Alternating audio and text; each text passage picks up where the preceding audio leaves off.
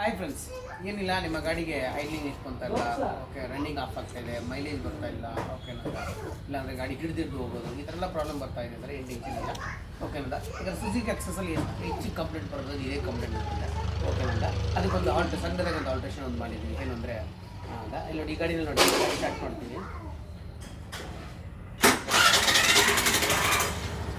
Idling ಎಲ್ಲ ಕರೆಕ್ಟಾಗಿ ಇಟ್ಕೊಬೇಕು, ಓಕೆನಾ. ಐಡ್ಲಿಂಗ್ ಕರೆಕ್ಟಾಗಿ ಇಟ್ಕೊಳ್ತೇವೆ. ಬಟ್ ಈಗ ಒಂದು ಸಣ್ಣದೊಂದು ಆಲ್ಟ್ರೇಷನ್ ಮಾಡಿದ್ದೀವಿ, ಓಕೆನಾ. ಓಕೆ,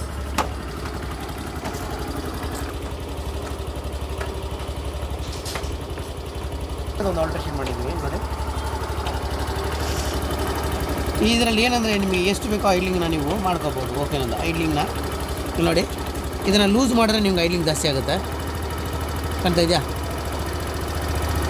ನೋಡಿ, ಆಗ್ತಾಯಿದೆ, ಐಡ್ಲಿಂಗ್ ಜಾಸ್ತಿ ಆಗುತ್ತೆ. ಮತ್ತು ನೀವು ಟೈಟ್ ಮಾಡಿದ್ರೆ ನೋಡಿ ಐಡ್ಲಿಂಗ್ ಕಡಿಮೆ ಆಗುತ್ತೆ, ಕಾಣ್ತಾ ಇದೆಯಾ ನೋಡಿ. ಗಾಡಿ ಆಫ್ ಆಗುತ್ತೆ, ಮೂವ್ಮೆಂಟವರು ಐಡ್ಲಿಂಗ್ ಮಾಡ್ಕೋಬೋದು.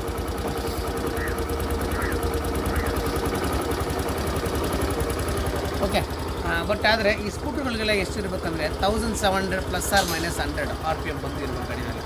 ಯಾಕಂದರೆ ಅದಕ್ಕಿಂತ ಕಡಿಮೆ ಯಾವತ್ತೂ ಐಡ್ಲಿಂಗ್ನ ಇಡೋಕ್ಕೆ ಹೋಗಬೇಡಿ, ಓಕೆನಾ. 1700ನ ಯಾವತ್ತೂ ಕಡಿಮೆ ಇಡೋಕ್ಕೆ ಹೋಗಬೇಡಿ. ಕಡಿಮೆ ಇಟ್ಟಾಗ ಏನಾಗುತ್ತೆ ಅಂದರೆ ಫಸ್ಟ್ ನಿಮಗೆ ಪ್ರಾಬ್ಲಮ್ ಬರೋದೇನೆಂದರೆ ಬ್ಯಾಟ್ರಿ ಚಾರ್ಜಿಂಗ್ ಇಶ್ಯೂ ಬರುತ್ತೆ BS6ಅಲ್ಲಿ. ನೆಕ್ಸ್ಟ್ ಇನ್ನೊಂದಂದರೆ ಇಂಜಿನ್ ಆಯಿಲ್ ಲೂಬ್ರಿಕೇಷನ್ ಕರೆಕ್ಟಾಗಿ ಆಗಲ್ಲ. ಆವಾಗ ಏನಾಗುತ್ತೆ, ಇಂಜಿನ್ ಲೈಫು ಕಡಿಮೆ ಆಗುತ್ತೆ, ಓಕೆನಾ. ಮತ್ತು ಸ್ಟಾರ್ಟಿಂಗ್ ಟ್ರಬಲ್ ಬರೋದು ಇದೆಲ್ಲ ಕೂಡ ಬರ್ತದೆ, ಓಕೆ ಫ್ರೆಂಡ್ಸ್.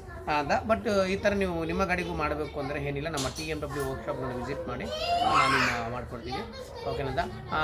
Thank you. ಇಷ್ಟೊತ್ತರೆಗೂ ನಮ್ಮ ವೀಡಿಯೋನ ನೋಡಿದರೆ ಖಂಡಿತ ನಿಮ್ಗೆ ಇಂಟ್ರೆಸ್ಟ್ ಇರುತ್ತೆ ಅಂದರೆ ಇಡಿಸಿದ್ರೆ ಲೈಕ್ ಮಾಡಿ, ಕಮೆಂಟ್ ಮಾಡಿ. Thank you sir.